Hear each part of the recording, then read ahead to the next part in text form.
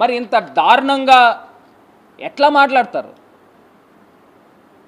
అసలు నిజంగా దాని గురించి మాట్లాడాలని అంటే నిజంగా ఒక్కసారి చంద్రబాబు నాయుడు గారు నిజంగా ఈ మాటలు మాట్లాడారా, ఆ పదాలు మాట్లాడారా? మరి ఎలా మాట్లాడతారు? ఇదే తెలుగుదేశం పార్టీకి సంబంధించి డైరెక్ట్గా ఈనాడు పేపర్లో ఎవరైతే వర్రా రవీంద్రారెడ్డి గారి పేరు మీద ఫేక్ అకౌంట్ల ద్వారా ఈ పోస్టులు చేశారని చెప్పి నేరుగా అక్కడ పోలీస్ స్టేషన్లో ఆయన కంప్లైంట్ పెట్టారు. ఆయన కంప్లైంట్ పెట్టినప్పుడు ఆ ఏరియా డిఎస్పీనో మరి ఏఎస్పీనో ఆయన మాట్లాడిన మాటలు ఒకసారి పోలీసు వారికి కూడా మీడియా ద్వారా ఒకసారి ప్రజలకు కూడా తెలియాలి కాబట్టి ఒక్కసారి ఆ పోస్ట్ కూడా నేను చూపిస్తాను.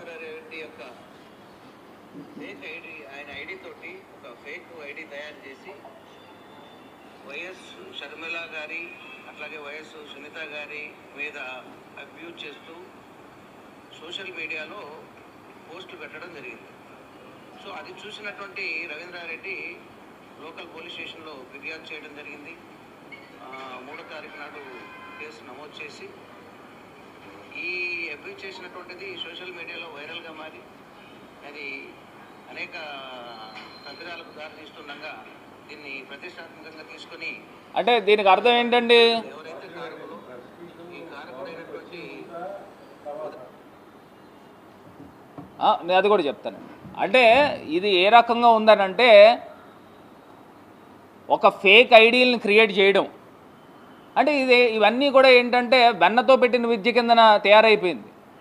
అంటే ఒకళ్ళ పేరు మీద ఒక ఐడీలు క్రియేట్ చేయడము, క్రియేట్ చేసిన తర్వాత ఆ ఐడీల ద్వారా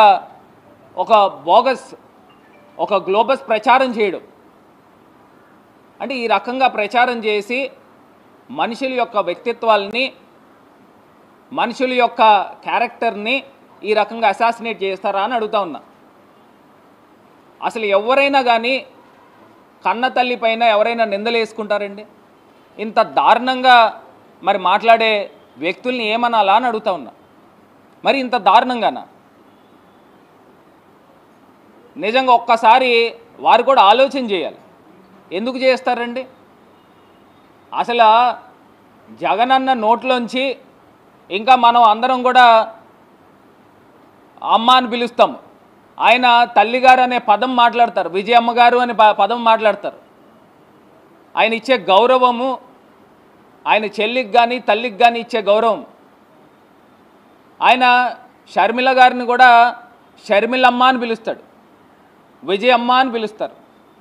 అది ఆయన తాలూకా ఇచ్చే గౌరవం. జనరల్గా ఆయన బ్రదర్ కింద అన్న కింద ఉన్నప్పుడు పేరు పెట్టి పిలవచ్చు చెల్లెల్ని, కానీ ఆయన షర్మిలమ్మనే పిలుస్తాడు. మా దగ్గర ఎప్పుడైనా టాపిక్ వచ్చినా లేకపోతే గతంలో ఎప్పుడు మేము మాట్లాడినా ఆయన వాడే పదం అది, ఆయన ఇచ్చే గౌరవం అది.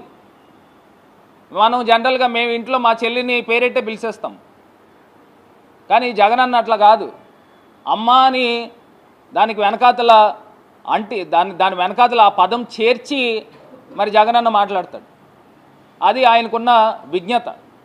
ఒక్కసారి రాష్ట్ర ప్రజలు కూడా ఒకసారి ఆలోచన చేయండి, రాష్ట్ర ప్రజలు కూడా ఒకసారి గమనించండి. అంటే ఈనాడులో హెడ్లైన్స్లో నేరుగా ఆ రకంగా పదాలు వాడచ్చా అని అడుగుతా ఉన్నా. అంటే చంద్రబాబు నాయుడు గారి నోట్లోంచి వచ్చిన పదాలు అవి మరి ఏ రకంగా మాట్లాడతారు? అంటే రాష్ట్ర ప్రజలకి ఈ రకమైన గ్లోబస్ ప్రచారం చేస్తూ ఉన్నారా అని అడుగుతా ఉన్నా. ఇప్పుడు నేను ఇందాక చెప్పాను ఒకటే సామెత, అంటే మీరు మాట్లాడితే అన్నీ కరెక్ట్, పక్కనోళ్ళు ఏదైనా మాట్లాడితే అది పెద్ద అన్యాయం జరిగినట్టు భూతద్దంలో పెట్టి చూపిస్తారా అని అడుగుతా ఉన్నా.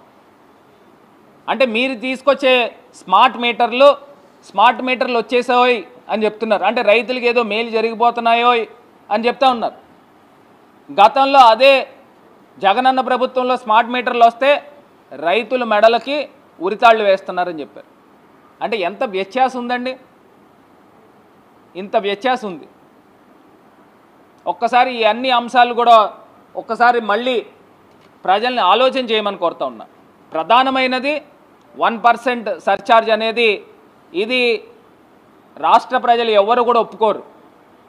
అంటే మీరు రాష్ట్ర ప్రజలు ఏది కొన్నా కానీ 1% ఎక్స్ట్రా ట్యాక్స్ కట్టే కార్యక్రమము కేవలం ఆంధ్రప్రదేశ్లో జరగబోతూ ఉంది.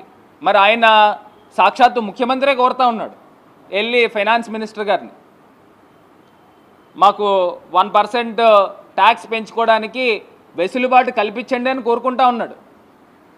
అంటే ఈయన వెళ్ళి ఢిల్లీకి వెళ్ళి నిధులు తేవాల్సింది పోయి రాష్ట్ర ప్రజలపైన బండరాయిలు వేస్తారా అని అడుగుతా ఉన్నా. ఇది చాలా అన్యాయము.